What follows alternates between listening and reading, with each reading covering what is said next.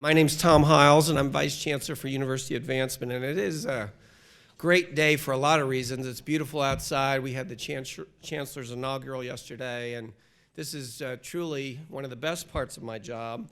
I wanted to have a chance to introduce the platform party. Chancellor Lofton will be making our announcement in a minute or so, and Dean Mills then will respond on behalf of the Journalism School.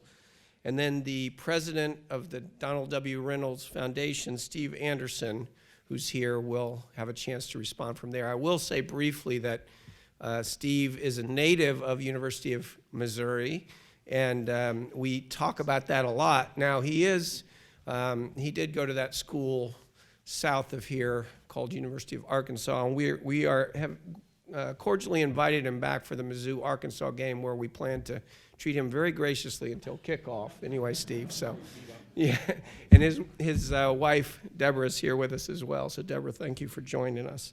I think with no further ado, let me just say that the Chancellor had the chance to share some vision pieces yesterday in connection with Mizzou's future.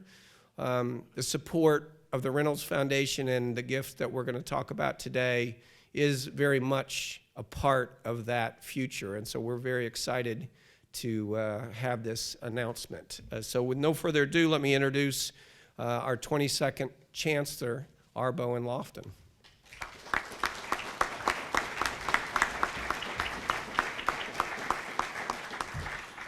Good morning. Good morning. It's a great day here at Mizzou, isn't it? As Tom said, the weather's perfect. They told me when I got here in January when it was 5 degrees, it would get better, and it has gotten better. I'm very appreciative of that. As Tom said, he and I traveled to Las Vegas a short time ago. I had a chance to meet Steve and visit the foundation facilities there. Very impressed by many things. By Steve's leadership, impressed by the vision of the whole team that's led the foundation during its life. Quite a story to hear. The presence we have here today in the great room of the Reynolds Alumni Center is very special. This is a moment we want to reflect a bit on past generosity and then look forward to a current gift of great consequence to the University of Missouri. The story starts in 1923 when a newsboy from Oklahoma arrived here in Columbia to study at the then 15-year-old Missouri School of Journalism, led by Walter Williams, a name you may know of, who himself had been a newsboy close to home here in Boonville. Don Reynolds graduated from MU in 1927 and went on to found one of the largest privately held media companies in the nation, encompassing newspaper, radio, TV, cable, outdoor advertising, and so on. Quite a comprehensive media presence at a time when that was fairly uncommon to have that kind of conglomeration of related industry together. He was alive to make a gift of $9 million that funded the building we're standing in right this moment that bears his name. And I'm told that the last time he was able to stand was when he was here in 1992 for the building dedication, and the alma mater was played for this university. So that's pretty special to see his connection to his home here at Mizzou exemplified at the very end of his life, basically. He died just a year later in 1993. The foundation he started many years ago benefited greatly at that point from the sale of his media group, and they have been very generous to the University of Missouri over time. Starting, I guess, of course, with a gift for the building for Mr. Reynolds directly, but then later on for the Reynolds Journalism Institute, RJI, then a center which connected a lot of pieces here at Mizzou, focusing in the area of journalism, but tying himself to many other areas of the university's repertoire of research and education. Then went on to an endowment gift to endow the Institute, then an endowed chair in business journalism. And the gift I am very proud to announce today is that of $10 million for faculty fellowships at the Missouri School of Journalism. And I really want to thank the foundation and you, Steve, personally for your leadership there.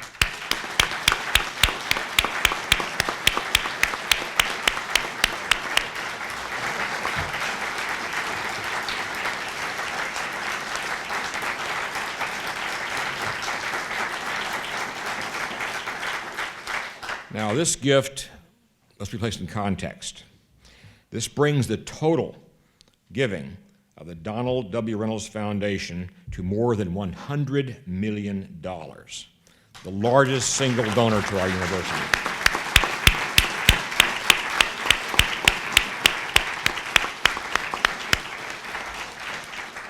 Not many folks in my job have been able to say that. There are only a handful of such major gifts extant through public universities nationwide. So this is an outstanding demonstration of the long-standing support of an alumnus of this university and the foundation that he created. What a vision, and now what an impact this has. To talk about that impact, I want to bring forward Dean Mills, to talk about how this will play out as a part of his school. Dean?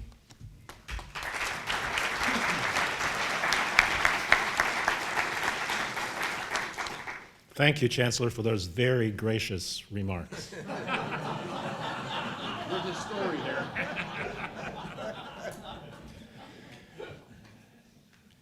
Alfred North Whitehead, the English mathematician and philosopher, thought a lot about the purpose of a university. I'm particularly fond of his observation that the task of a university is the creation of the future, so far as rational thought can affect the issue. Chancellor Lofton, in his inaugural address yesterday, challenged alumni, staff, faculty, and students to join him in Mizzou's own efforts to fulfill that mission, bringing to bear its own unique strengths and approaches to university life. I know that we can do it. But we could not do it, to quote a couple of other great English philosophers, John Lennon and Paul McCartney, without a little help from our friends. Well, actually, a lot of help. The Donald W. Reynolds Foundation has been an extraordinary friend to the School of Journalism in its efforts to create the future. Transformational gifts have funded the splendid physical facilities, operating costs, and ultimately endowment for the Reynolds Journalism Institute, as the Chancellor just mentioned. And we believe that RGI has begun creating the future of a better journalism for democracy by trying a lot of stuff.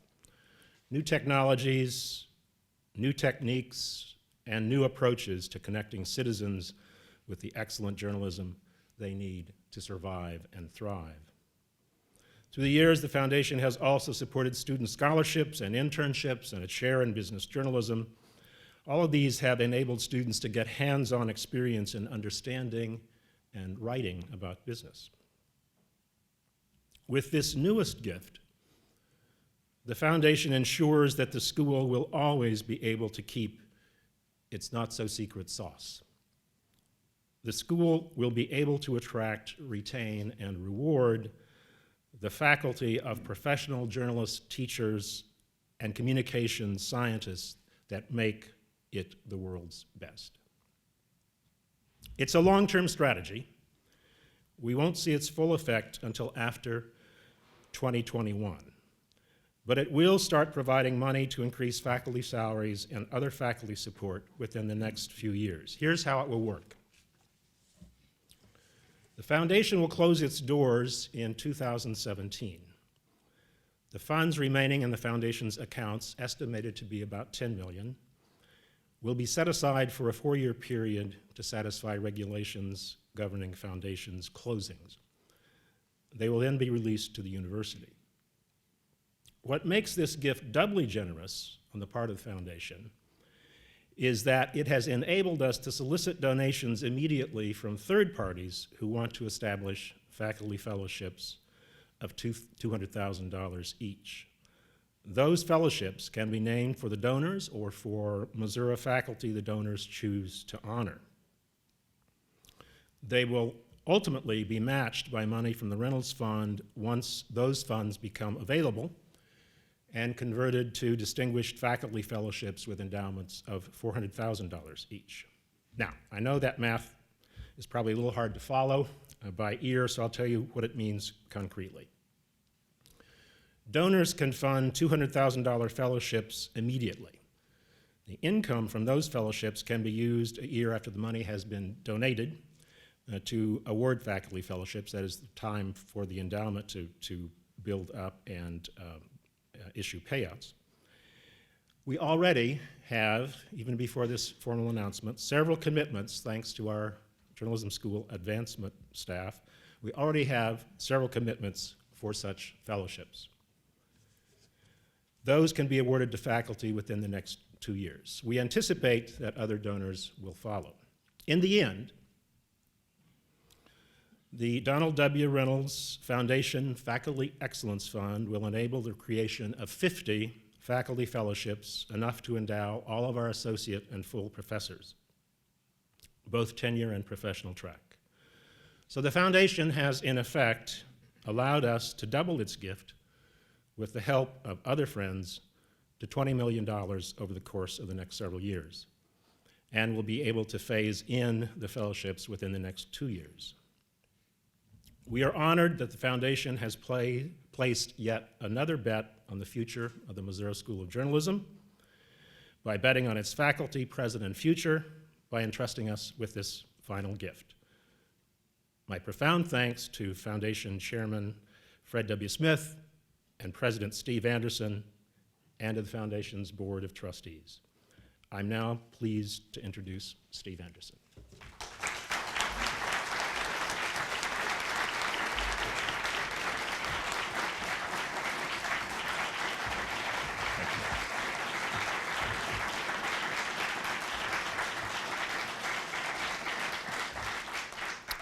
Thank you, Dean. Tom mentioned to you that I grew up in Missouri. I grew up in just outside Springfield in a small farm community, and I always wanted to be an architect when I grew up, when I was growing up. And if you had had an architecture school here, I'd have probably been a graduate of the University of Missouri. Unfortunately, my only choices were the University of Kansas and the University of Arkansas, and I chose Arkansas. And so...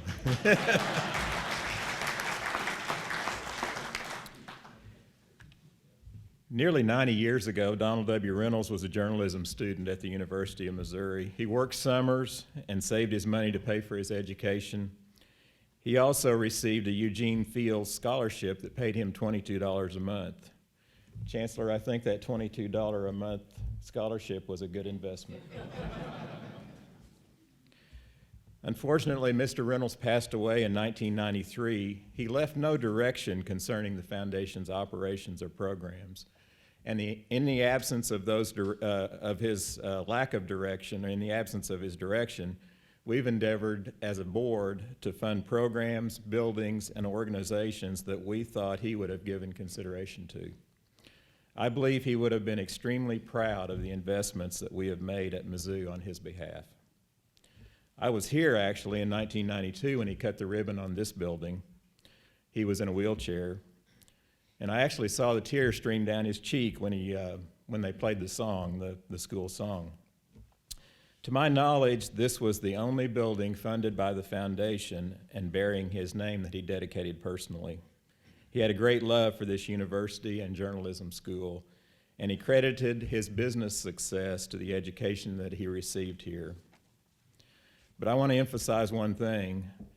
Our ongoing support to the University of Missouri is not solely a result of Mr. Reynolds' association with the campus. Your program and the Chancellor have gone through a number of the grants that we have provided for this campus over the last 25 years. That long-term relationship has been based upon successful completion of each and every proposal the university has submitted to the foundation. And that goes all the way back to Roger Gaffkey's stewardship of the grant to build this building. He brought it in on time and under budget, considerably under budget, and I think even was able to get, I don't see it, I think there's a fireplace in this room that he was able to add. We're hiding it. There you go. He was able to add to the final drawings and still come in under budget. Dean Mills and Roger Gaffkey together led the team responsible for the vision that created the Reynolds Journalism Institute. Dean, it's bittersweet to acknowledge your retirement this year. You're going to leave big shoes to fill, However, I believe you're leaving the school in excellent shape for your successor. I hope you have a long and pleasant retirement.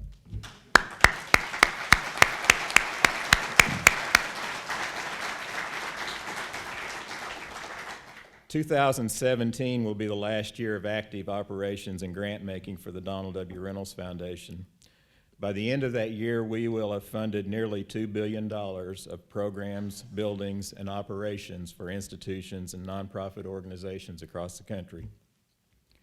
It seems only fitting to me that the very last grant the foundation will pay will be to fund this grant for faculty scholarships in the journalism school. Chancellor Lofton, Dean, Roger, Randy, and all the faculty and staff of the school and the Institute, congratulations and thank you for your stewardship of the grant funds that we've provided. Thank you very much.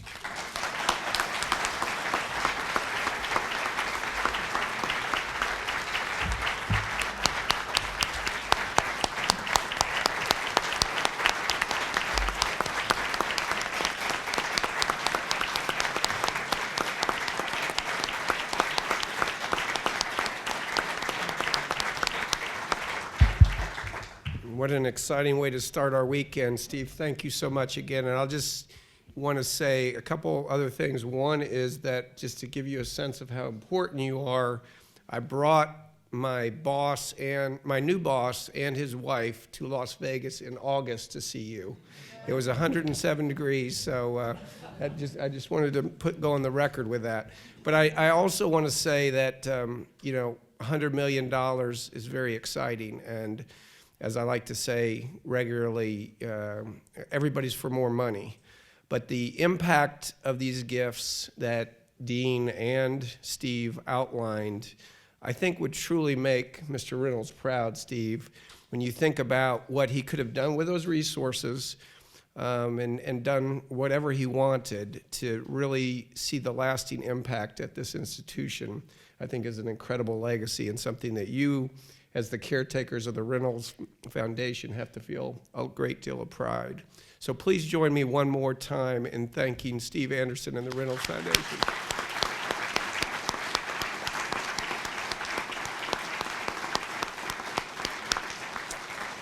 So the Chancellor, Dean, and Steve are more than glad to stay around for some questions from the media, and please join us for one more question. Comment. You have an announcement. I apologize. Did not know that. Please. He's on retire.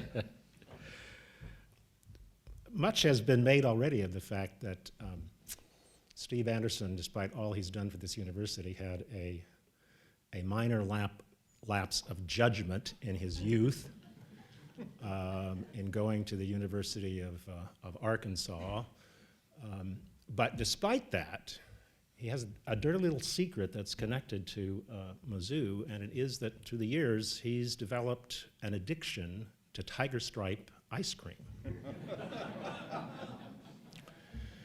I checked with friends at the University of Arkansas, and I found out that they have tried to come up with something similar, and it hasn't worked out so well. They tried hog raiser ice cream. That didn't go over so well, and so then with focus groups, they tried an upscale version called Pig Whisker Gelato. Also didn't work. So we plan to continue feeding your addiction to Tiger Stripe. We're going to arrange on the anniversary of this date for the next 5 years to send you a delivery of Tiger Stripe on dried ice, don't worry, to Las Vegas. And in addition, wait, there's more. To overcome that bad choice many years ago, the Chancellor and I have submitted your nomination to be an honorary University of Missouri alumnus. I've talked with Todd McCubbin about this. He's not sure. He thinks it might be a close vote, but he thinks you got a real shot. And you're going to KU, though, when it happens. Thanks again, Steve. Enjoy your Tiger Stripe.